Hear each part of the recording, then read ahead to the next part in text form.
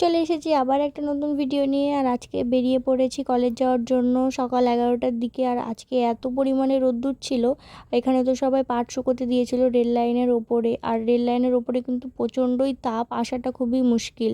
আর এসে তো দেখলাম হুইল চেয়ারে বসে রয়েছে আর আমরা ছিলাম বেডে।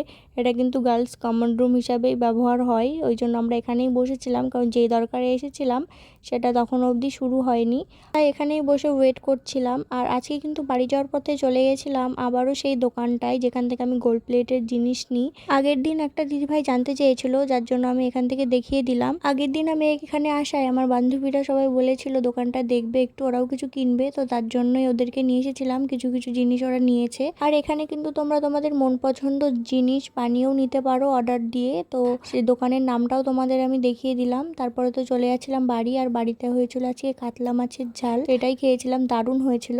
আর তারপরে তো বিকালবেলায় আমার রোজকার ডিউটি থাকে পড়ানো, তো সেই মতো পড়াতেই বসেছিলাম। পড়ানো হয়ে গেলে তো তারপরে সন্ধ্যাও দিয়ে নিলাম। আর আজকের ভিডিওটা এই অবধিই রাখছি। টাটা।